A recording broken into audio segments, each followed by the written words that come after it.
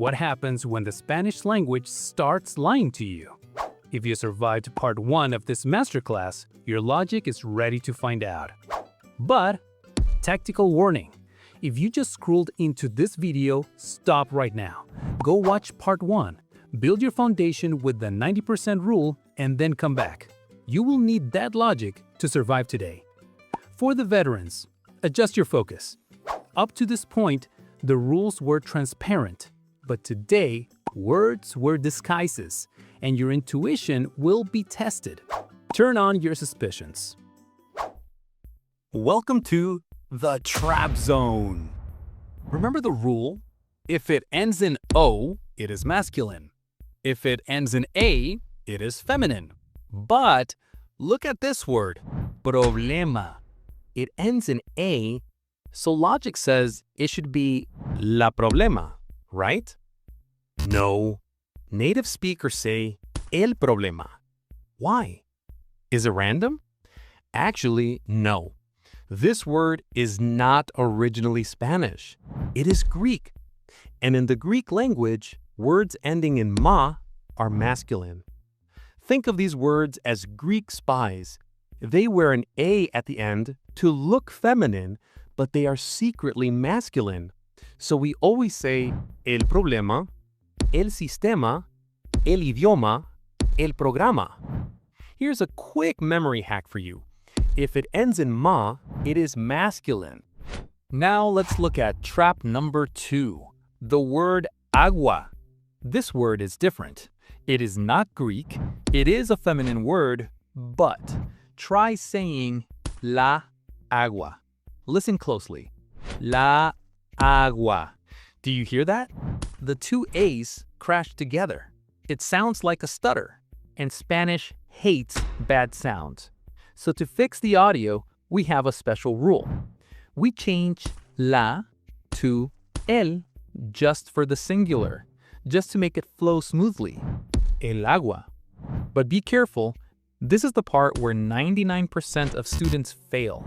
The word is still feminine inside. So if you add an adjective, the adjective must be feminine. We say el agua fría, cold water, not el agua frío. It is a weird mix. Masculine article, but feminine adjective, el agua fría. Finally, we have the short rebels. These words simply broke the rules centuries ago, so you just have to memorize them. First, dia. It ends in a, but it is masculine. Remember buenos dias? It is el día. Second, mapa. It looks feminine, but it is masculine. El mapa. And finally, the queen of rebels, mano. It ends in o, but it is feminine. La mano. So remember, Greek words are masculine, agua changes for sound, and the short ones are just crazy. Okay, adjust your logic and turn on your suspicion. We are entering the trap zone. Here, appearances deceive. Most of these words are wearing a disguise. They look one way, but they act another. Don't trust the ending, trust the hidden rules. Observe the contradictions. Let's go. The problem. El problema. A system. Un sistema. A radio. Una radio. The water. El agua. The motorcycle. La moto. An eagle. Un águila. A photo. Una foto. The day. El día. The hand. La mano. A map. Un mapa. Okay, you survived level 1, but let's be honest, you already knew those words from the theory. Now, it is time for the ultimate test. I am going to show you completely new words. I will give you a sentence with only one blank, the article. The catch? You have to identify the hidden trap. Is it a Greek spy? Is it a short rebel? Don't trust your eyes. Trust the logic. Choose el, la, un, or una. Let's finish this.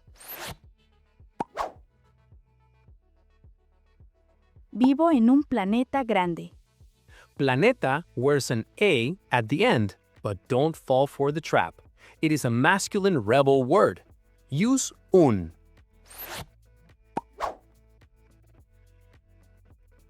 Compré una bici nueva.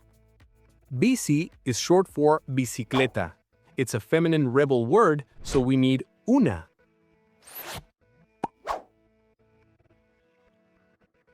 La tele es nueva. Tele is short for televisión. Even though it doesn't end in A, it's a feminine rebel. We use la.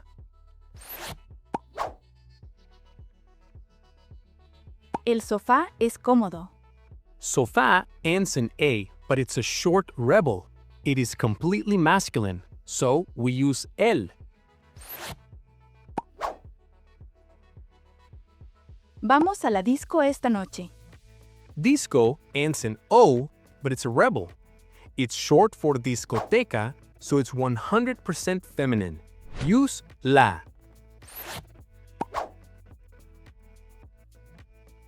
El clima está loco. Ends in ma. It's a Greek spy. It looks feminine, but is secretly masculine. We use el. Okay, I know exactly what you are thinking right now. Max, why? Why does the water suddenly change gender? Is water a man now? I remember being at a restaurant with a friend from London. He was studying Spanish and was so proud of himself. He looked at the waitress with total confidence and said, "Para mí, una ensalada y la agua, por favor." The waitress blinked, smiled a little too much, and corrected him. El agua. My friend froze. He looked at me in absolute panic and whispered, "Wait, is water male? Does the water have a mustache?" I started laughing and had to explain it to him right there. No, man, it is still feminine. It is just about the sound. Spanish simply hates that la agua stutter. Listen, don't panic. If you ever make a mistake and say la agua, people will still understand you. They will still bring you water. But if you want to sound smooth, remember the sound rule. Now that you've survived grammatical genders, the fog, and the trap zone, let's expand on things. Let's learn multiplication. Let's look at plurals. In English, making a plural is kind of lazy. You usually just slap an S at the end of the noun. The red car becomes the red cars. Easy, right? The S stays in one place. But in Spanish, the plural is contagious. It is a virus. Give me a second. Safety first. Much better. As I was saying, this virus infects almost every word in the sentence. It infects the article, it affects the noun, and the adjective. To do this correctly, you must apply the correct math to every word in the sentence. Here is your simple formula. Rule 1. If the word ends in a vowel, it's easy. Just add S. Rule 2. If the word ends in a consonant, you need more power. Add S. Rule 3 is the Z trap. In Spanish, the letters Z and E actually hate each other. They can't stand being together. So when we need to add S to a word ending in Z, the Z has to leave. It transforms into a C to make peace. That's how Z becomes ses. Oh, and don't forget the articles we just learned.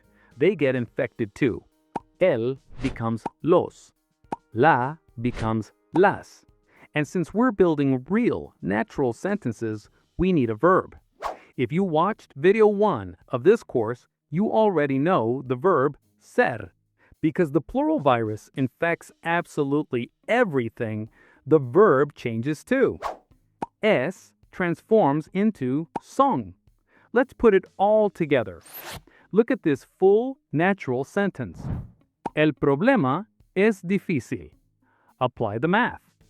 El changes to los. Problema needs es.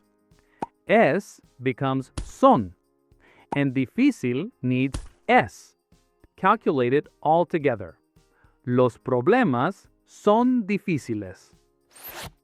Do you have your mental calculator ready? Let's set the rules. We are going to do a quick round. I will show you a short phrase in singular, and you will have exactly 4 seconds to say it in plural. I am giving you 4 seconds because you have to calculate and transform the article and the noun. Let's start the quick round. Let's go. The house. Las casas. The problem.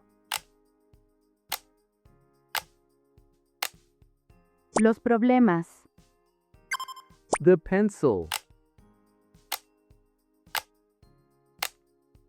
Los lápices. The woman. Las mujeres.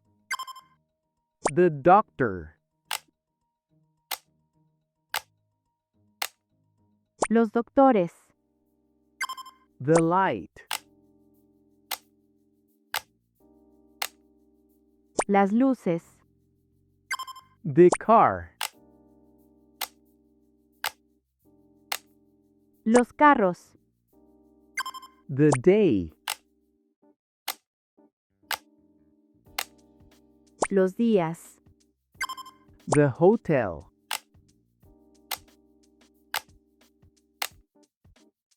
Los hoteles. The city. Las ciudades. Great job! Now, take a deep breath. It is time to mutate the entire sentence, verbs included. Welcome to Drill 2, the contagious plural.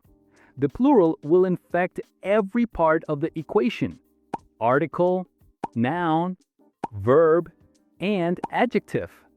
You have 5 seconds on the clock to calculate the full sentence. This is a full review of everything we learned today, so watch out for the traps. Ready? Go!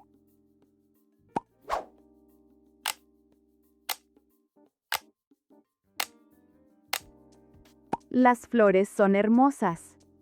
Flor gets the full ES treatment because it ends in a consonant, while hermosa is safe and just takes a simple S.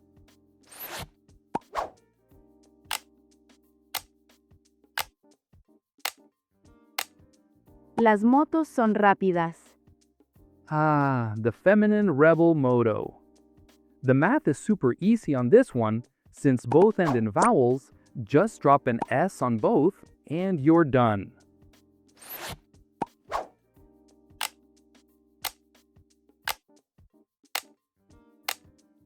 Los problemas son difíciles. Since our Greek spy, problema, ends in a vowel, we just add an S. But difícil ends in a consonant, so it needs that extra ES power.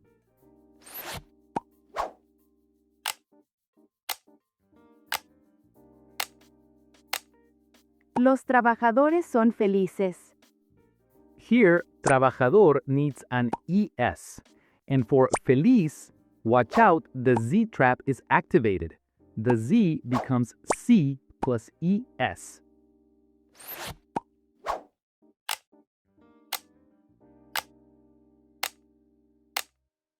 Los lápices son amarillos. We've got another C trap. Lápiz mutates into a C plus ES, but amarillo just ends in a vowel, so an S is enough.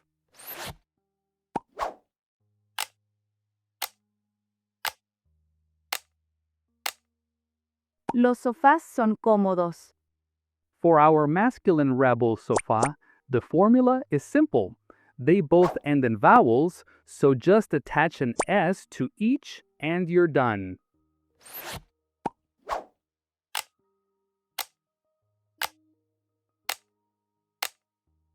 Las paredes son grises. Look closely at this one.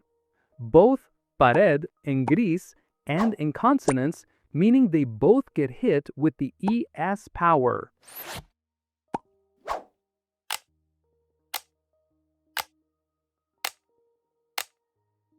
Los hoteles son caros.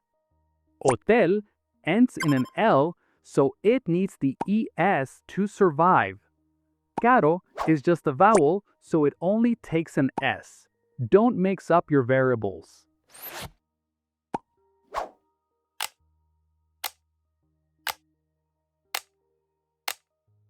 Las águilas son veloces.